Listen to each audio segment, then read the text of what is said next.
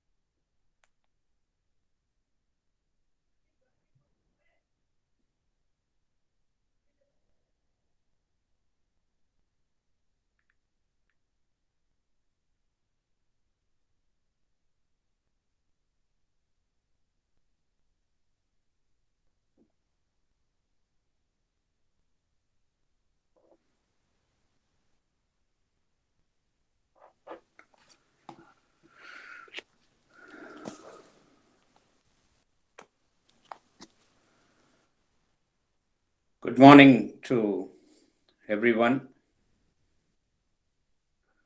On behalf of Sri Aurobindo Society, Chennai branch, I welcome all the devotees of the Mother and Sri Aurobindo for our Saturday satsang.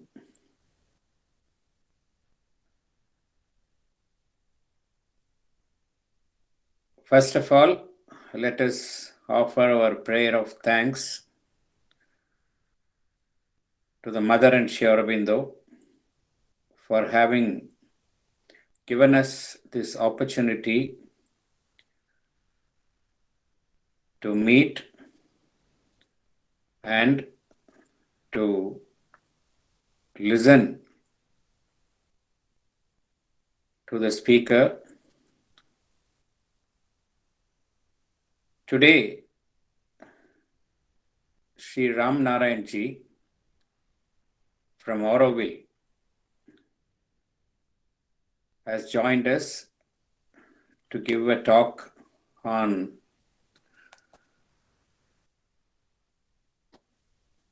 Mother in our daily life.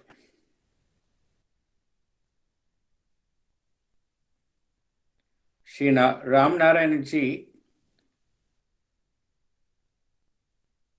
has been associated with Sri Aurobindo and the mother since he was 8 years old. I'm sorry, since he was studying 8th standard in his school. That time onwards, he used to write to the mother. That is in the year 1971, when he first heard of the mother. He used to write to the mother and he used to get blessings from the mother. So right from his school days, he had taken to the mother and Sri Aurobindo.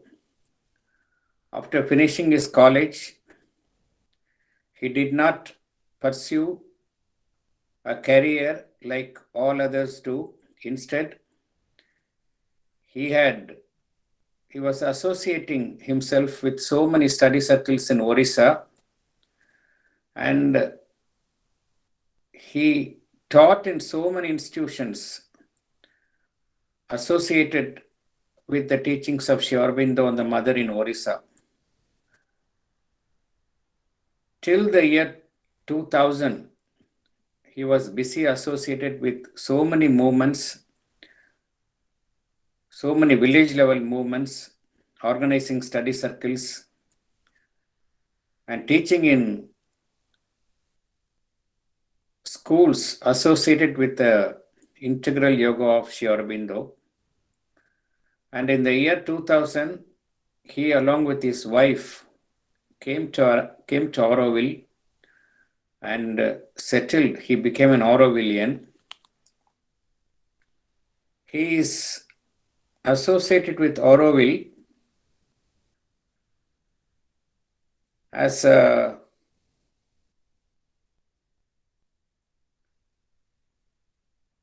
in the administrative team of Sri Aurobindo International Institute of Educational Research, SAIIER, since 2007, but he is in Auroville since the year 2001.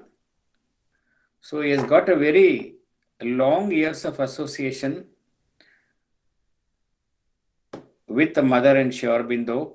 And when I read his account of his activities, I was really inspired by his aspiration,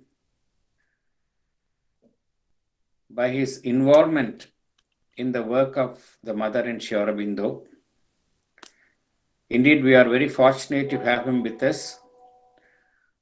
I welcome Sri Ramanarayan Ji on behalf of Sri Aurobindo Society Chennai branch and on behalf of all of us who have assembled here.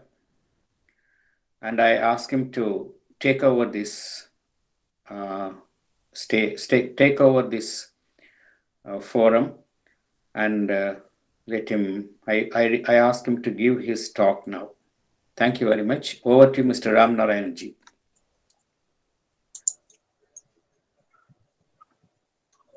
Namaste. Good afternoon, everybody. It is nice to be with you all in a wonderful satsang session. I hope you all hear me. Yes, of course, yes. Yes. It is something very interesting that once I received a call from Samlaji that whether I could speak to Chennai Satsanga group. I don't know what the possibilities are within me, but when I receive a call like this, I could never say no. And whatever the audience seeks, aspires, prays for, and whatever this instrument can bring it through, that happens. That I am grateful for the energy, the force, the blessings. Hope this happens today too. I see all of you, I consider all of you as the children of the mother. As C. Kumarji has said, that the devotees of the mother. We are all touched, we are all blessed by the mother. That's why we are gathered here today with this identity that we are all children of the mother. I would talk to you. Otherwise, I don't have any capacity to speak something like this on this topic, which says mother's guidance in everyday life. We have chosen to be blessed by her. It is for sure. We can ask to our innermost self right now, and the answer would be yes. We have chosen to be in contact with the mother and Sri Aurobindo. Unless they have chosen us, we couldn't have chosen them. As in Synthesis of Yoga, Sri Aurobindo says, those who have chosen the divine, they have already been chosen by the divine. Chosen by the divine is the first. They have selected us, they have chosen us. So in a way, we are really blessed to be in contact with their energy, blessings, force. Such a great transformational energy that Sri Aurobindo has brought and Mother has worked out. And that is in Earth atmosphere right now. And whether we know it or not, whether we ask for it or not, it is entering into our being in every breath. It is doing its work. And when we are consciously open to it, it is fantastic. So we have chosen this topic, mother's guidance in everyday life. Everyday life of what? Let us little analyze. Everyday life. Who is leading everyday life? Everybody is living everyday life. A beggar leads everyday life, a carpenter leads an everyday life, a doctor leads an everyday life, an engineer leads an everyday life, a sadhak leads an everyday life, a devotee leads an everyday life, a yogi leads an everyday life, a teacher, whoever you consider, every day, everybody is leading their life. Otherwise, they wouldn't be living. But do we need guidance? When do we need guidance? When we need to take a decision, then we need to take guidance. Decision for whom? Decision for oneself, one's life. Decision for others. Decision for our group. Decision for our country. Decision for the world. Because we have different potentialities in us. And based on that, we need to play a role. And for that, we need to take a decision. And if it is not enough, if we don't get that inspiration, guidance from ourselves, we need from outside.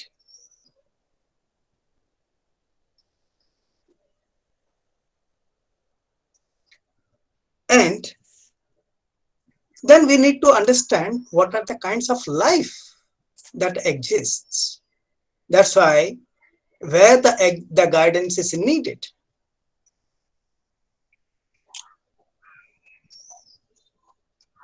Broadly, we can put them into 3-4 categories. One is ordinary life, general life, surface life, or superficial life. Anybody born upon earth has to lead a life, whether they want it or not. Because once born, they will become something. whether they want it or not. So, what happens to everybody? They have, or we all have, our life in three types, as I said. We can also put it in a way that a becoming. One is biological becoming.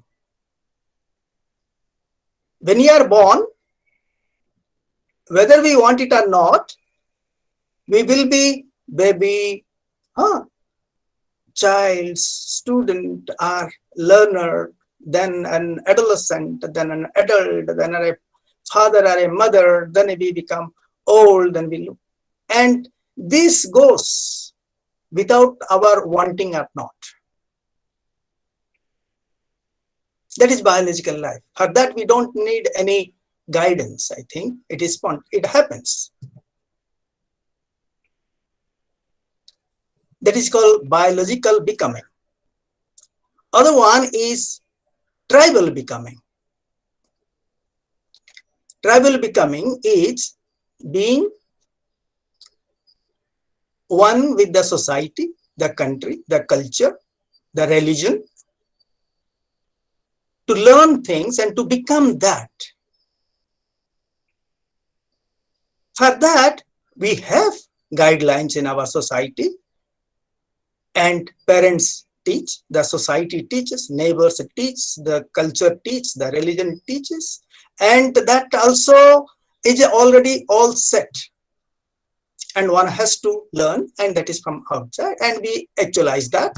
And that also is not so much special of us that we become this person or that person socially. That is all established. The third one is the creative becoming. That is unique. You become what you are meant for, what you have taken birth for. You express your creativity. That is in a general term. But the purpose of our life, which is the spiritual purpose, the spiritual essence which is there, which is trying to manifest through us, and then we lead a special life without any level. One leads a spiritual life. Somebody may or may not know about Mother and Sri Aurobindo or this religion or that religion, but if something unique is there, he is directly in contact with the universal energy and living a special life, being guided by that. But we are here to talk about the guidance from the mother. And you see,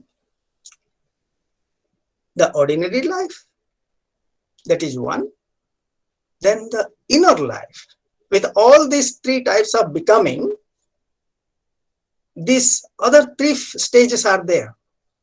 The inner life. You see, in ordinary life, one does everything, and as Shiv Kumar ji has said, that people pursue to do job, earn, settle in life, and all these things. That is surface. It is normally happens. But while that happens, suppose you consider a few doctors. Doctors do, and we see they are doing their job. Maybe all the doctors are doing those, but not the thought, aspiration, faith, devotion, fear. All these are equal in all. Externally, they appear maybe doing the same, but the inner life, which is ruled by their faith, aspiration, the psychological aspect that we say, that is inner life, but that is also a life, and they have to take decisions. They need guidance. It happens. But other one is the inmost life, the deeper life. That is something sometimes beyond our reach. It happens by grace. I would like to give an example. We know from Sri Aurobindo's time, Amrita. He is from Tamil Nadu, Pondicherry, no? He was. When he was 8-9 years old, he is from a Brahmin caste, and he was doing everything that all the Brahmins were doing, which is the either you say ordinary life or inner life, leading life. And at that time, he was in the phase of, you can say a tribal becoming. And when a group of Brahmins were going every day towards the evening, about 10 kilometers from their place, crossing some groves, mango groves, palm groves, and going to a sand hill, and there down there was a water body. There they were doing some puja, and when they would come in the evening, they would all chant Vishnu Sahasranama. And somehow this boy was quite fascinated by it, and he was going. And he would sit on the sand hill.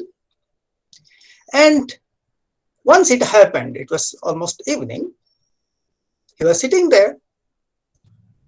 All of a sudden, a blue shiny ball appeared before him in the space. And that shining ball was coming closer to him. And he was feeling so fascinated. His eyes were comfortable. His body was relaxed. And he was as if welcoming that. And that light and everything, warmth, everything was fine with him. And he was completely attracted by it. And he was observing it, looking at it. And he was looking at, constantly looking at it, but that ball was moving and moving and moving and moved towards the south, and he was in eye contact till the ball disappeared.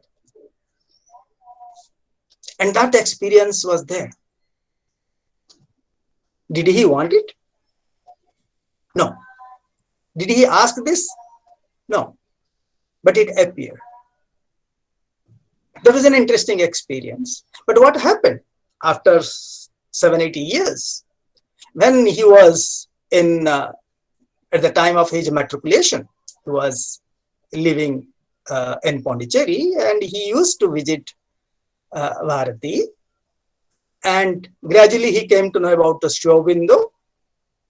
He regularly visited Bharati's house. So then gradually started visiting Sri Aurobindo's house. His visit to Bharati's house was reduced, and Sri Aurobindo's house increased. And he expressed his wish to the inmates of Sri Aurobindo's house that he would like to see Sri Aurobindo, meet Sri Aurobindo. And once it happened, he in a noon time, he was on the way to Sri Aurobindo's house. A grand experience happened. He saw everywhere only light, and with the blue background. And I am unable to express his feeling. And it was so much dominant. And he reached Sri Aurobindo's house. One of the friends in Sri Aurobindo's house, as if he was waiting for him, he was thinking with whom he would send Amrita to Sri Aurobindo. Okay, let's go, let's meet Sri Aurobindo. Sri Aurobindo, after a shower, even his hair was not dry, he came. And he was at the other end of the veranda, you can say, and he was in this end, and he saw, and Amrita is unable to express what happened then. Whether he walked, he ran, or he was lifted up and put there, but he was just under the feet of Sri Aurobindo.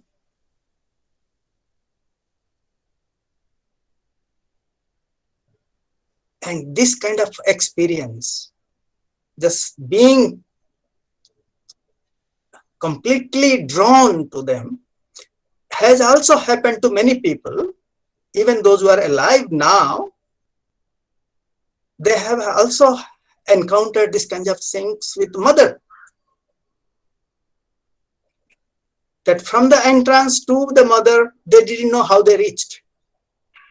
That means completely, I don't know what word I can use. Maybe hypnotism will be quite weak. Something happens and he was drawn there. Then Sri Aurobindo gave something to drink and something happened. So you see, it is a grace, and that led him to be there more and more and completely dedicated surrender for Sri Aurobindo's work. And this inner life, the inmost life, you see, if we can give a comparison, you see the ocean, you see in the surface there are a lot of waves and tides coming, and birds are flying, but there is a current underneath. We can say whatever that you see in the surface, that is ordinary life, which is normal, and there are currents which is inner life. But when the tsunami comes, we don't know where it comes. All of a sudden happens. Sometimes this kind of tsunami comes in our life, which changes everything. Amrita's life changed after that. So it is a blessings, but how to put it? It is a spiritual life. You are drawn to that. And it can happen at any point of time in our life. Here, what you talk about guidance. When this happens, there is no guidance, you see. It is completely taken over. And we need guidance in our inner life. And what happens? In our ordinary life, we do things.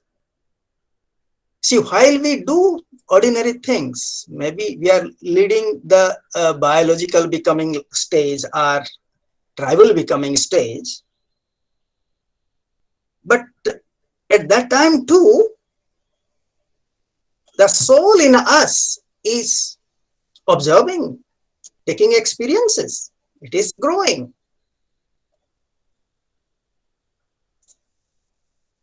And what happens when that becomes from inner, it gives a push. Actually, all these psychological things are happening in us. They are being expressed through our outer life. And a moment comes when one wants to do something what he is doing a little better. And the moment comes when one becomes very sincere doing it better. And one wants to do it perfectly. When someone wants to do perfectly, there one needs some guidance, whether I'm doing it or not. You know, from your ordinary life, you move towards inner life, and then you get guidance and the blessings, then you move to spiritual life. It is not a tight compartment. This is ordinary, this is inner, this is inmost. It is a continuous process. And after this spiritual life, also you can say a spiritual life leading to transformation. And we need some guidance whenever we feel. But any guidance, if it is just given, sometimes it is not, it is ignored or sometimes not taken so seriously. But when we seek guidance, that becomes very valuable. You respect that. And in order to seek guidance, we have to come to a situation where we see that whatever that I know is not enough.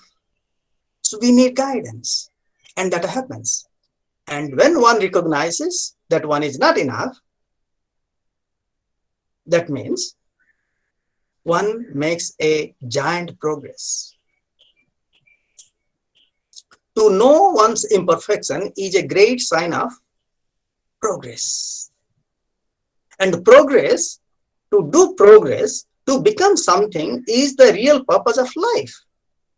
As Mother says, we are upon earth to progress and we have everything to learn.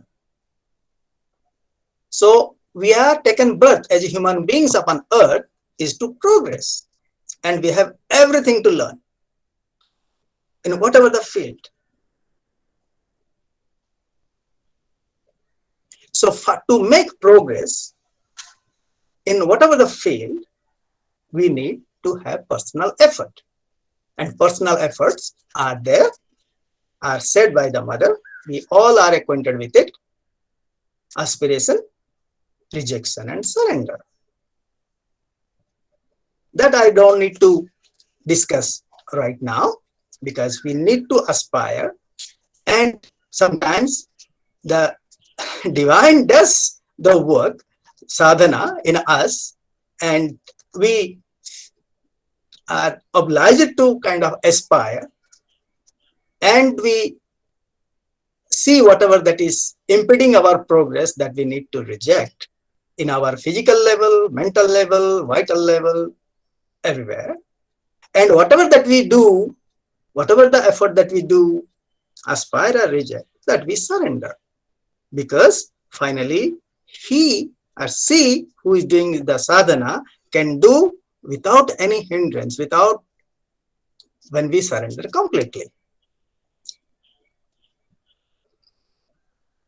You see, again, this kind of divine taking control of you or us has been happening to many of us. It is not me or he or she, many. Otherwise, we wouldn't be talking here together. For that, you see, when we lead our social life, our spiritual life, we need to take decisions that we have decided. But the inner attitude, the attitude is important for what we are doing it. You might know one story. In a quarry, there were many stone cutters. And somebody was visiting that quarry and asked the person, "Hey, what are you doing?" "Sir, you see, I'm cutting the stone." This person moved forward, asked another person, "What are you doing?" "Sir, what to do? I have a family. I have to earn to feed them. So for that, I'm cutting stone." He moved further, asked another person, "What are you doing?" Same question to everybody. He said, "Sir, I'm working with a contractor. Whatever he asks me to do, I'm doing it." Then he moved forward. He got different kinds of answers. And he reached a person after that he didn't want to move further. The person said, "Sir, I'm building a temple." He asked, "How?" "You are cutting stone." "Sir, this stone that I'm cutting it is going to be used in a temple. And while he was saying, he was so delighted. Even if he was doing that hard work, he appeared to be relaxed. He is smiling, charming. You see, all are doing the same work externally, but internally, their attitude differs. So for us, the attitude is important. We might be doing some work in the office, or gardening, or managing a state, managing a family, whatever. But what attitude that we bear, that's important. The central point for all of us is that we must consider each one of us as souls. A soul meant to grow. Even a teacher, for the teacher, Sri Aurobindo says, you need to consider that all children are souls. I could read a little paragraph from Sri Aurobindo. He gives the comparison how a child was considered earlier and where we have moved to, what kind of thought, what kind of attitude. He says, the child was in the ancient patriarchal idea, the life property of the father.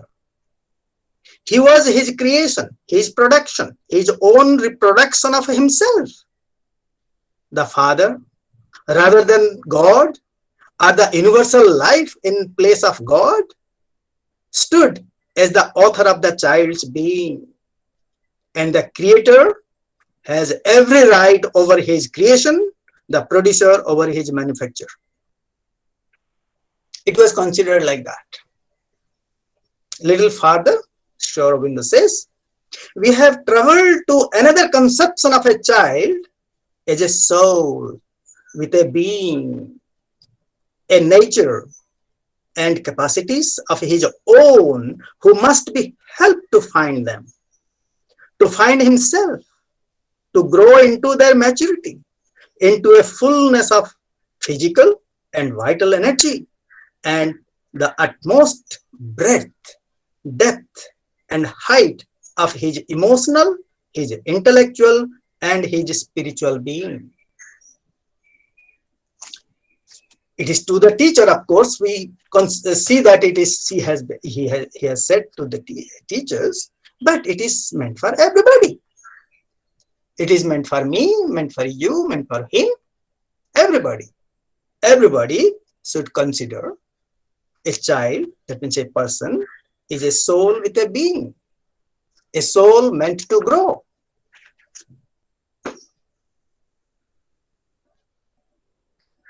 When a soul meant to grow, and we are living in a society, we are leading a spiritual life, we have an aspiration for higher life, but we are heading a family, we are heading an institution, we are heading a state. When we are heading a group, it can be 2 people, it can be a family of 10 people, or it can be a group of 100 people or 1,000 people. But you are heading. You are heading because the social structure is so that somebody has to head and take decisions. But you are taking decisions for the growing souls. But when we are not living in the soul consciousness, we are unable to take the decision for soul's growth of others. We have our imperfections, but that shouldn't dominate us. Sometimes it happens. Our ego dominates us. So here again, mother's guidance that we are talking about could be about the authority. To be a head of an institution or a state or a school or a family, it is kind of authority, correct? Mother says, you see, individual, human authority like the authority of a father of the family, of a teacher, of the head of a state, is a symbolic thing. It is a symbol. Because finally, divine is the authority, no? When somebody, some teacher wanted to punish a student, mother said, you don't have any right to punish. We don't go more into the detail, but that means a authority is given to, they have no real authority, but authority is given to them to enable them to fulfill a role in social life as it is now. If the social structure changes, our authority changes. We have moved from autocracy, the king times. Now we have come to democracy. The king's authority is different from the present, being the head of a state, but now it is different. In a joint family, it is different. In a single family, it is different. But as it is now, and that is to say, a social life founded upon falsehood and not at all untruth. She's saying it is falsehood. We have to understand very carefully why it is falsehood. The society is founded on division, but the truth is unity. So unity is a soul guided life. If we feel the soul in us and the soul in others, we would feel one with each other. There is no caste, creed, color, nationality, religion, all these things. It is very interesting to say also, important to say also here. Somewhere mother has said, the country in which you are born is not your country. The religion in which you are born is not your religion. The family in which you are born is not your family. You have to choose your country, you have to choose your religion, you have to choose your family. What is that? That again we have to discover, explore in ourselves. Of course, that is the divine answer would be, and it's the soul. So when we identify ourselves with certain family, certain religion, certain country, you have to ask whether it is so. I have friends, I know, they are living in other countries, they feel that they are Indians. And they land in India, they feel that it is their home. When awakened souls, they do that, feel that. So we have to consider that we are souls meant to grow. And if we do, you see, she also clarifies there that nobody is faultless. But if you are responsible for taking decisions for others, you have that humble humility that you are the representative and in the present social structure. But divine is the authority. When you do that and do it sincerely, more sincere you are, then you will get the right guidance. Even a teacher, those who have to give the marks to the students, if they are in ordinary consciousness, they have preference of this or that, this child or that, this answer or that. They do according to their preferences. But if they maintain harmony with the truth, something deeper than that would lead them and they would be free from preferences, and they do it. They are the intermediary of the truth. Mother is guiding us how to live life with, in different situations, different states, how to consider, how to move forward. And when you do that, even a criminal, even a naughtiest child would respect you. And your class, have a different presence. You don't have to say silent. Maybe your presence itself will create a silence. It is not a teacher only, it is also a family head. And, we see a negative contagion and positive contagion. When you are leading inner life, guided by the soul, or your inmost self that you have reached, you radiate a vibration. And all around you is something different. I have witnessed in a class, there was a girl, she is still alive. In school, what happens? When the teacher is not there, the children are little, they do whatever they want. Sometimes it is beyond, which we don't expect them like that. But I have observed, when that child was there, even the teacher is not there, all the children are as if something, completely different. That means there is no awkward thing, odd things happening. There I believed, confirmed that there is a positive contagion. Sometimes we say our children, hey, don't mix with that person, you will be misguided. But if you trust your child, the value of your child, if he has that strength, even there will be a positive contagion. We don't have to be afraid of.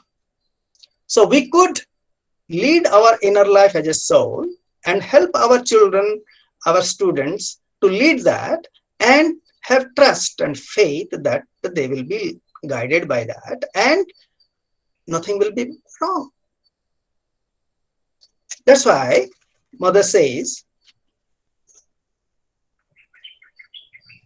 this is the precisely one of the things that I wanted to tell you. Education is a sacerdotcy. Teaching is a sacerdotcy. And to be at the head of a state is a sacerdotcy. They are all sacred work. Then if the person who fulfills the role aspires to fulfill it in the highest and the most true way, the general condition of the world can become much better. So it is not only of our personal life.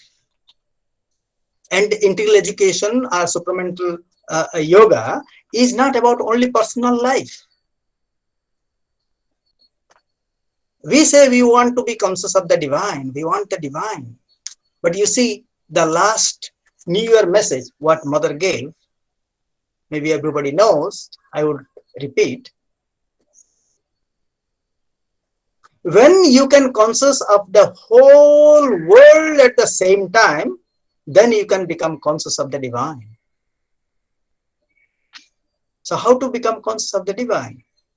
That means we need to conscious of the whole world at the same time. It is not only conscious of me and my earnings and my life and my family or my religion. No, it's the whole. And somewhere Mother also says, when I read, I got shocked actually. I was shocked. She says, ashram doesn't have any monopoly of the supramental energy. Though it descended on that day and when Mother was there, but it descended upon the whole earth. The whole earth is now surrounded, suffused by this supramental energy, which is constantly working. Whether somebody is in Africa or Europe or in India, in Ashrama or in Chennai. See, we use the word monopoly. And you see, so we have to feel that our yoga is for the whole world. And in Savitri, in many places,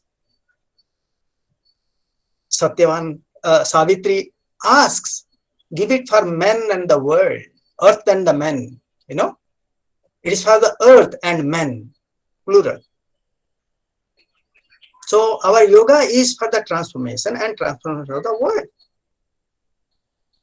And when these all world wars happened, that was for the adverse forces which were impeding, obstructing the realization, and they are the outcome that this energy is to come work.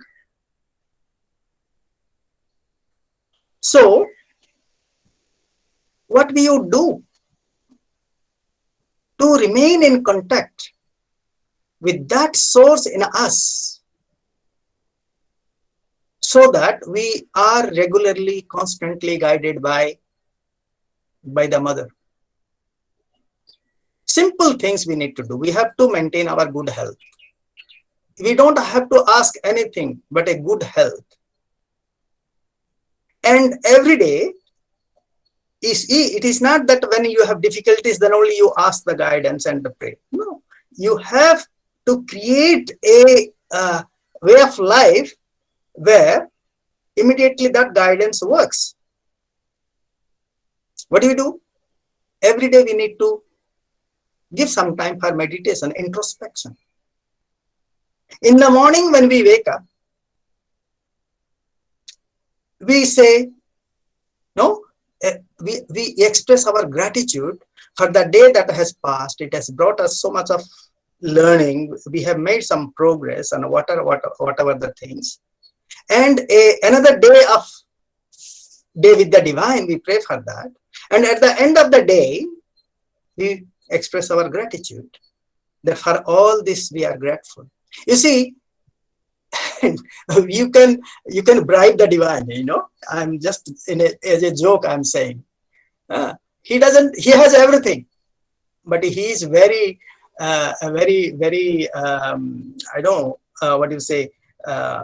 I don't know how to put it. He likes gratitude, and more you bribe him with gratitude, take it as a joke, but in real spirit, more we express our gratitude, more we are in constant contact with the divine.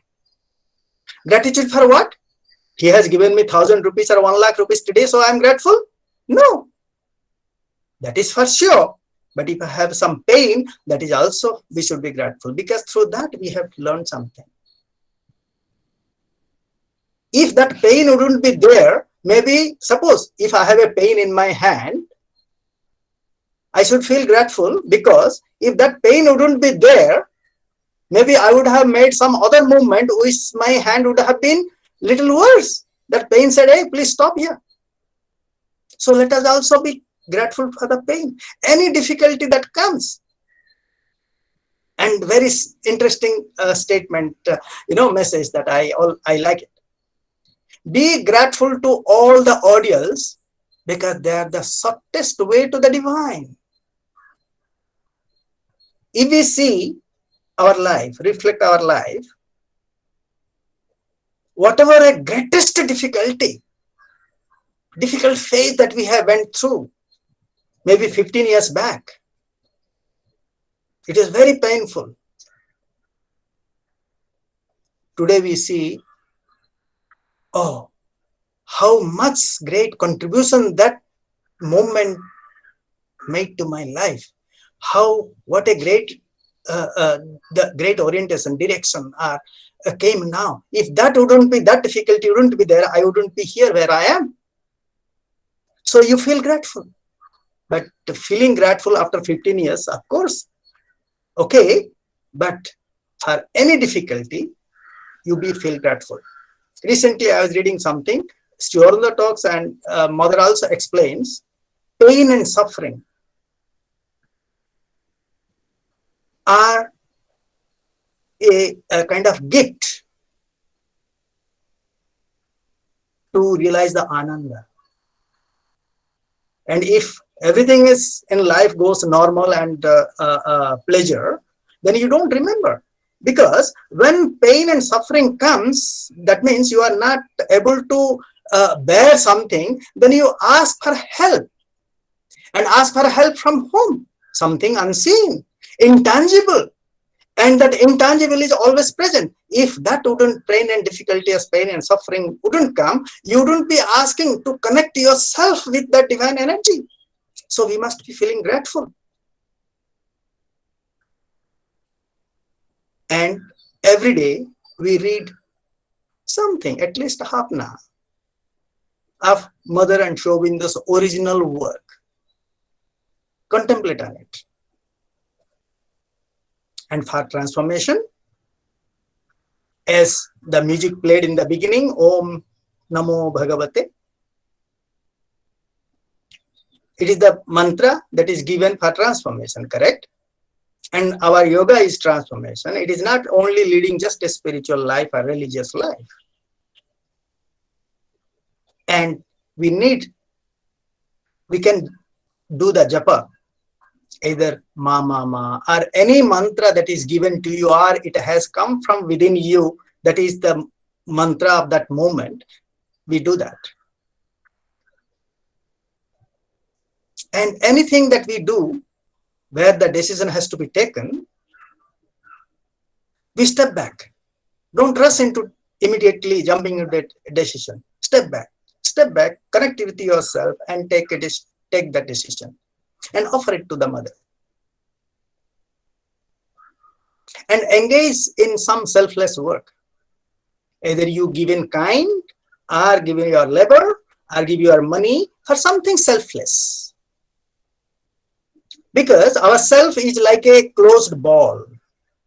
When we give something, it makes a hole in that closed ball so that the light from above, external, comes in. So we connect ourselves with the universe. So every day some selfless work, live consciously, step back, do swadhyaya, do meditation, and always remain grateful. Grateful, grateful, grateful. Whatever that happened, whatever that didn't happen, whatever that we get, whatever we didn't get, for everything, be grateful. There are many things to talk. I think at 5:30 we have to close. And maybe Shiv Kumarji has something to say. I would stop here.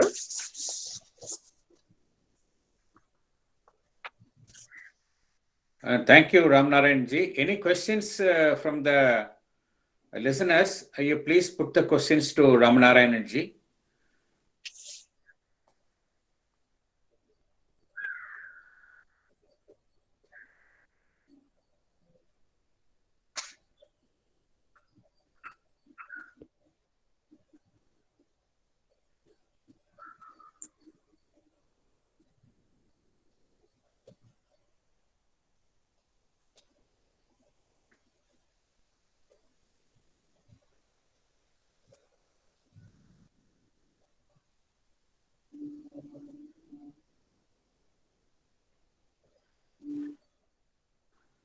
If no questions are there, we can close.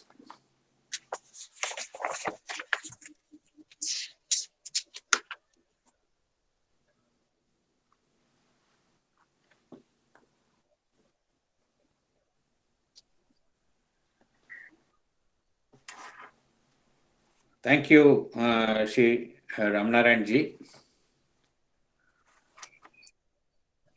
You have begun by saying that those who choose the divine are chosen by the divine. In that way, we are all really blessed to be the children of the Mother and Sri Aurobindo. You have also spoken about the biological life, the tribal, the creative. These are all structured life which condition one's personality. But what is most important is the inner life and the inmost life, which should only lead us to the spiritual life.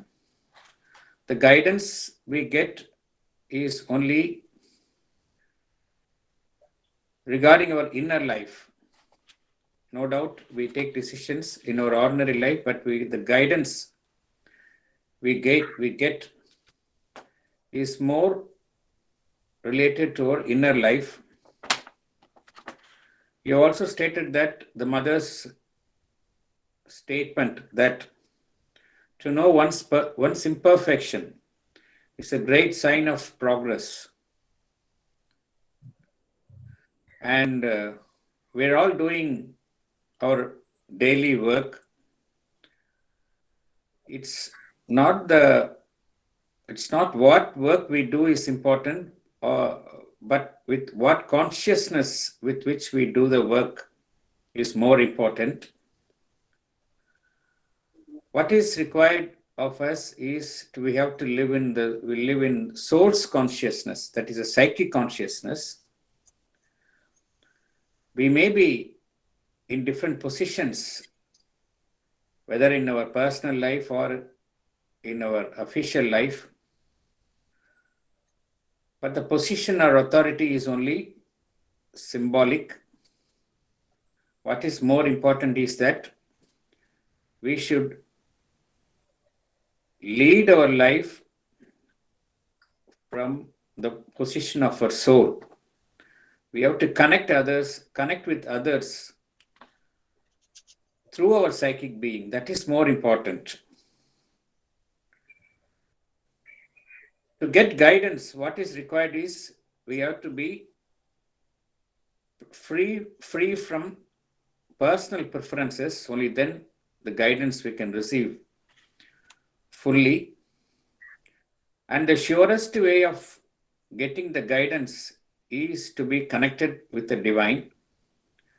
To connect oneself with the divine, the surest way is to express our gratitude in all possible way, in all possible moments. Whether we are happy, we are sad, whether in success or in failure, always be grateful. So that is the only way we can connect ourselves with the divine. Only then we can get the guidance. And you also spoken about taking the mother's mantra whenever we seek for guidance. We can take the mother's mantra, or we can step back and we can wait for her guidance. So these are all things you have spoken about. Of course, a lot of things you have spoken about. They are all very valuable guidance in orienting our life more and more towards the Mother and Sri Aurobindo. On behalf of Sri Aurobindo Society Chennai branch and on behalf of all the devotees who joined this session, I express our sincere thanks to you for having devoted your time and spoken about various ways by which we can seek guidance from the Mother and Sri Aurobindo. Once again, thank you very much. And we'll close this event with a prayer music.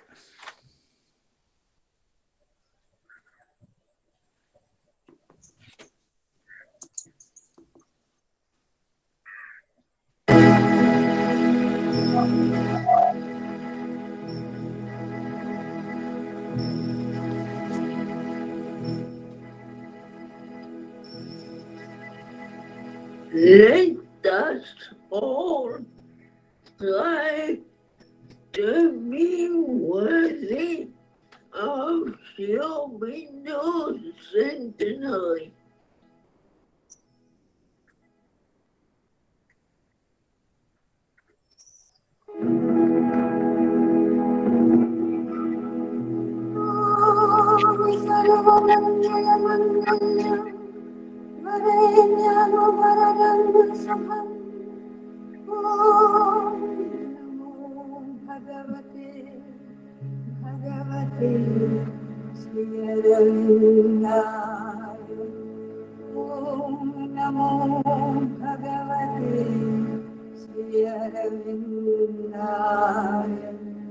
Bhagavate Sri